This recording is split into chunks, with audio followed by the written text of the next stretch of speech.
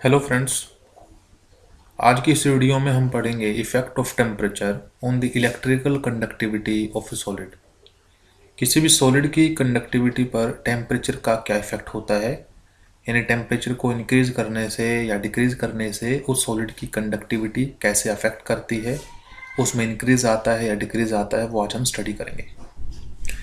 सबसे पहले हम स्टडी करेंगे effect of temperature on conductors. Conductors पर टेम्परेचर के इंक्रीज या डिक्रीज होने का क्या इफेक्ट पड़ता है। जनरली देखा गया है कि with increase in temperature temperature के इंक्रीज करने से, with increase in temperature the conductivity of a conductor the conductivity of a conductor conductor की जो कंडक्टिविटी होती है, the conductivity of conductor decreases, वो डिक्रीज हो जाती है। लेकिन मेन पॉइंट आता है कि ऐसा क्यों हुआ।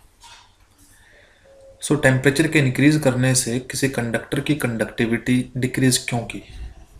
बोलते हैं कि विद इंक्रीज इन टेम्परेचर, जैसे जैसे टेम्परेचर इंक्रीज किया जाता है, द कैटायंस या the positive ions, the positive metallic ions, जो पॉजिटिव मेटेलिक आयन होते हैं उस कंडक्टर में, द पॉजिटिव मेटेलिक आयंस जो होते हैं कंडक्टर में, the positive metallic ions will start vibrating, वो वाइब्रेटिंग स्टार्ट कर देते हैं, वाइब्रेशन स्टार्ट कर देते हैं, विल स्टार्ट वाइब्रेटिंग। और जब ये मेटेलिक आयंस वाइब्रेट करते हैं, यानी अपने अपनी ही पोजीशन पर टू एंड फ्रो मोशन करते हैं, so they will hinder the movement of electrons, तो वो इलेक्ट्रॉन्स की मूवमेंट को हिंडर कर देते हैं। दे will hinder the movement of electrons, electrons की मूवमेंट को रोक देंगे। यानी ये कह सकते हैं कि टेम्परेचर के इंक्रीज होने से जब positive metallic ions vibrating start करेंगे, वाइब्रेटरी मोशन स्टार्ट करेंगे, तो वो इलेक्ट्रॉन्स को मूव करने नहीं देंगे।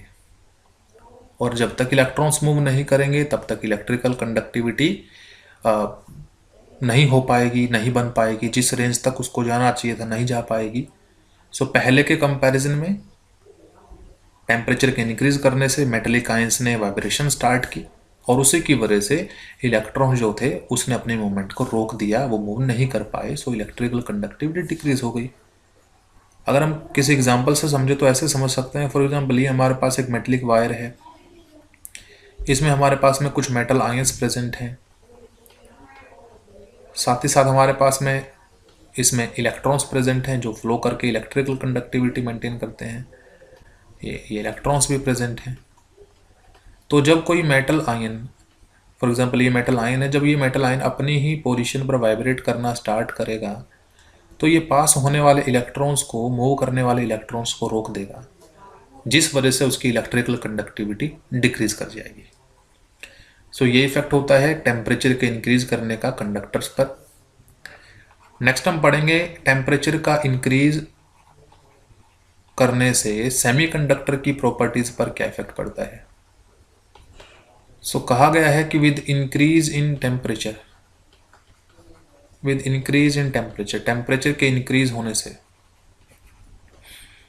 The electrons will gain energy, electrons को एनर्जी मिल जाएगी। एंड दे विल जंप,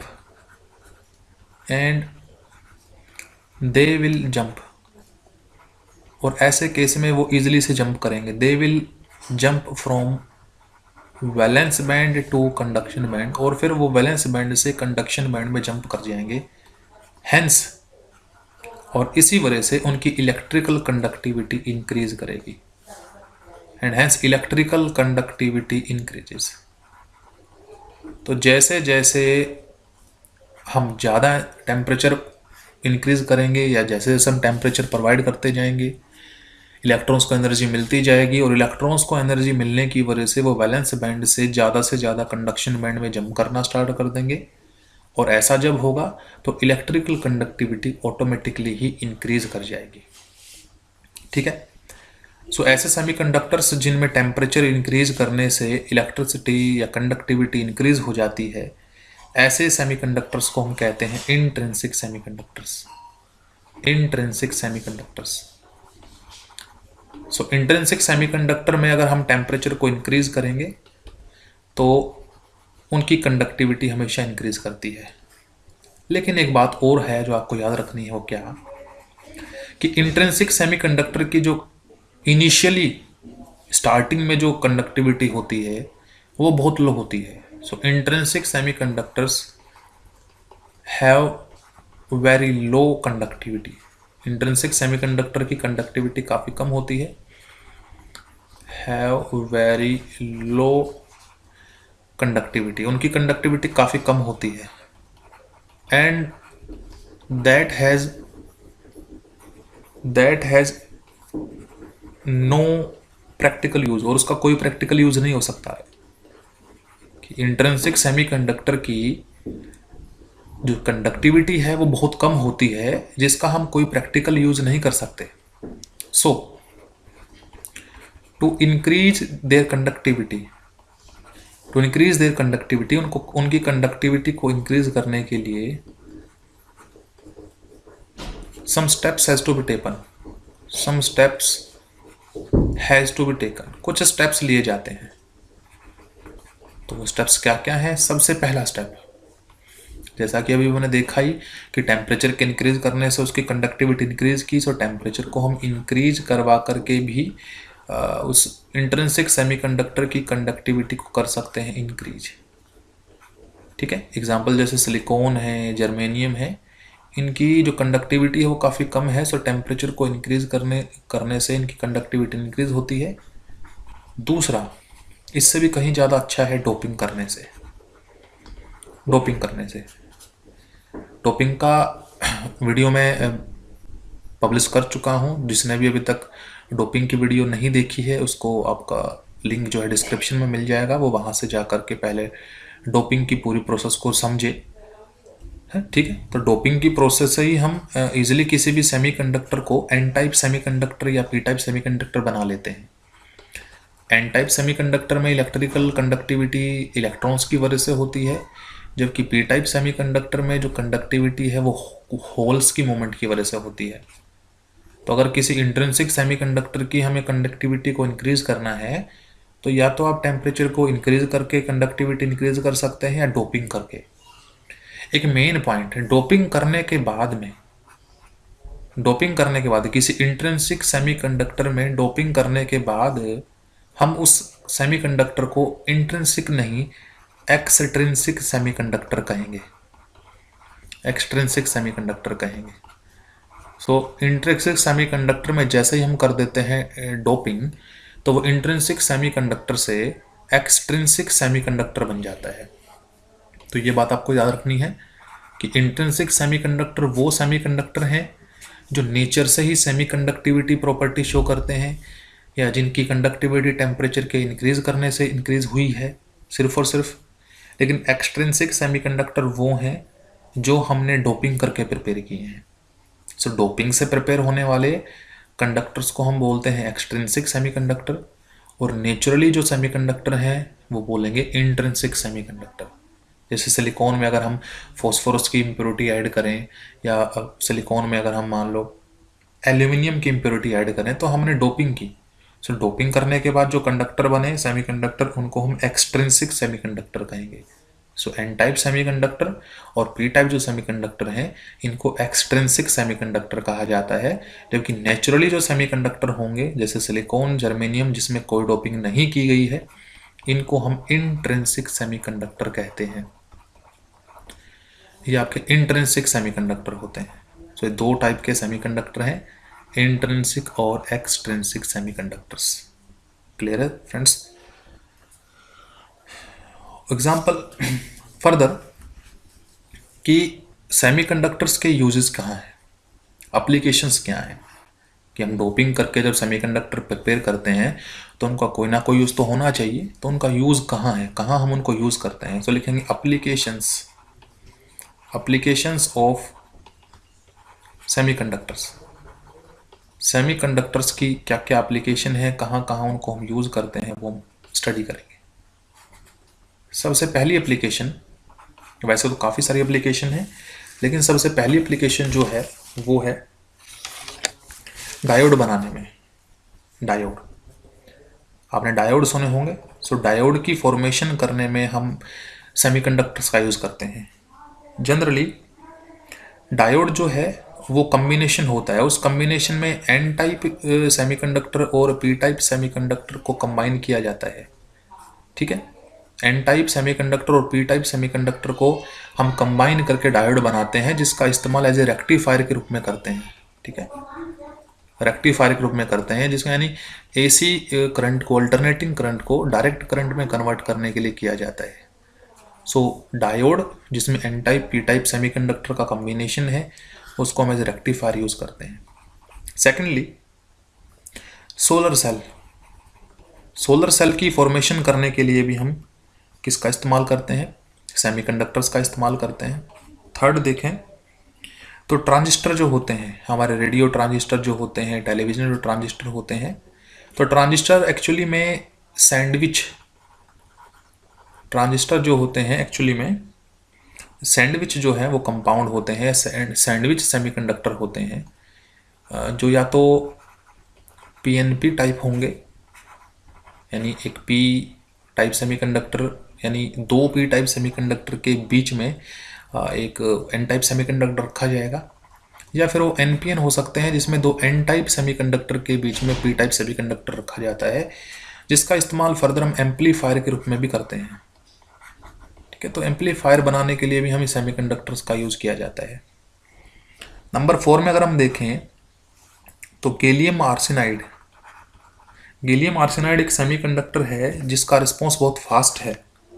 तो सेमीकंडक्टर जो डिवाइसेस होते हैं, जैसे मोबाइल फ़ोन्स की बात की जाए, लैपटॉप्स की बात की जाए, जिनमें जो ट्रांसफ़र है इलेक्ट्रिसिटी का वो काफ़ी फास्ट चाहिए, काफ़ी फास्ट कम्युनिकेशन चाहिए, वहाँ पर हम गैलियम आर्सेनाइड नाम के सेमीकंडक्टर को इस्तेमाल करते हैं।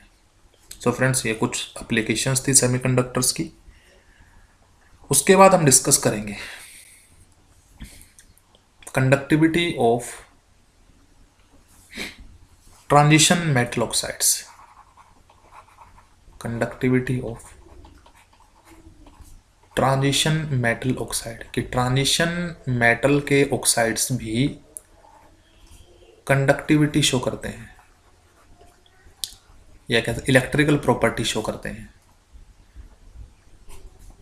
कोई स्पेसिफिक पैटर्न नहीं है कि या तो सारे के सारे ट्रांजिशन मेटल ऑक्साइड इंसुलेटर होंगे या सारे के सारे ही कंडक्टर होंगे, ऐसा कोई स्पेसिफिक पैटर्न नहीं है।